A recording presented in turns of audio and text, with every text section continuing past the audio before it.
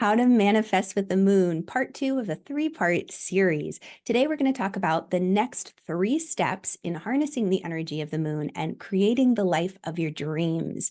If we haven't met yet, my name is Irina Miller. I'm an energy alchemist, astrologer, and spiritual life guide. And it is my joy to unlock the mysteries of the moon and the sacred and to share with you the sacred practices and traditions and rituals that help you step into the life you were born to live. All right, let's talk about the moon and the 3 steps that are next when it comes to manifesting. Just as a side note, a lot of times I'm connecting with and addressing these to people who I call moon sensitives. And if you haven't heard of that term, it simply means people who are a little bit more affected, they notice by the moon. They might notice that when the moon is full, it's hard to sleep, or when the moon is new, they just don't have a lot of energy. They're extra sleepy. Something simple like that, but maybe they haven't even drawn the connection yet. That's why I love to share techniques like moon mapping, tracking the moon, what's it doing, because it affects so many of us and we're not even aware. And we'll beat ourselves up for not being able to accomplish certain tasks or reach certain dreams. And it might just be that the moon is in a particular state, a particular zodiac sign that isn't conducive to our plans for that day. Now, does it mean we can't accomplish our plans and what we want to do? Of course not. We can do anything on any day, but it's engaging with the weather as it is. So for example, let's say you had plans to go play golf. I don't know why that's coming into my head. Maybe because, people lick their finger and put it up in the air, like, which way is the wind blowing? They work with the wind. Or maybe it's a cold, rainy day and you're like, oh, well, to go out and play, I don't play golf. 18 holes, whatever it is, it may just not be a lot of fun because the ground's going to be wet and icky and it's raining. Let's go to the driving range instead. Again, not sure why I'm using the term, the example of golf, but maybe someone needs to hear that. So what we're saying is that the moon might just be in an energetic weather state that might be conducive for something else other than the original plans we had in mind. Does it mean we can't follow through with our plans? No, but if we know what state it's in, like what's the weather, we can engage in a much more enjoyable way and not run into frustrations or self-sabotaging blocks. So moon sensitives, they just are aware and affected by the moon.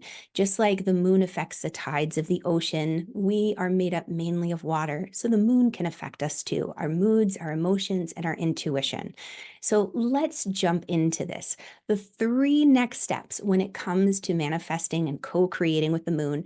First one is plan. You've already taken time to notice the obvious, what is the moon doing? Is it new or full or somewhere in between? You've already observed your emotions and feelings, and you've already kind of oriented yourself as far as saying, okay, I'm going to do a meditative practice or a ritual just to tune into the energy of the moon. The next step is your plan. What are you looking to create? What do you want to do? And you set it down, you write it down, because we know many studies have shown that writing our ideas down help them to come into reality much more quickly than just keeping them in our head. The second P is the phase. You don't have to get the whole project completed within that lunar cycle or even just the 2-week cycle of new moon to full moon. There's fluidity and flexibility. Look at what phase your project is in. If you're at the brand new beginning of something, then it's the intention phase. You're planning, just the foundation. What am I doing? Where am I going? Then the next phase or the next cycle, what you can do is you can say, all right, I've already set the foundation. Now I'm going to do more research. I'm going to investigate my ideas. I'm going to test them, test out my theory. And that could be the next cycle. So you're just breaking things up into manageable chunks so that you're not frustrated because you bite off more than you chew, trying to create so much at once. Many people realize, and have many of the clients that I work with that I share this technique, we don't try to manifest anything more than 6 months out. Most times we're working with just within a quarter, a month to 3 months, because what happens is new information comes our way and it might change our plans, or we might meet someone, or we might move away from a particular group. So just notice what phase your plan is in and work with it accordingly. You don't have to get everything all done at once. The last P, the third one, is play. I encourage you to be lighthearted and playful in your approach, not to take this seriously in the sense of enjoy the journey, enjoy the experience. When we get into that serious mode and we really are like, okay, I'm going to make this happen. I'm focused, I'm aligned, I'm going to do this. What happens is we cut off that flow to source, to creativity. We try to do too much on our own and we stop tuning in. That's why it's so wonderful, that third step in the first video, the orient, where you orient yourself. You're just setting up the connection to heaven, to your guides, to your angels, saying, all right, this is a co-creation. This isn't just about me trying to make everything come true all on my own, but realizing the universe does have your back and that there is a joy when it comes to manifesting in a co-creative state. All right, to sum it up, the 3 steps of the second phase, part 2, when it comes to manifesting with the moon. First part is your plan. What's your plan? What are you working on? What are you trying to build? Step 2, what phase is the plan in? You don't have to do it all at once. Break it down into manageable chunks.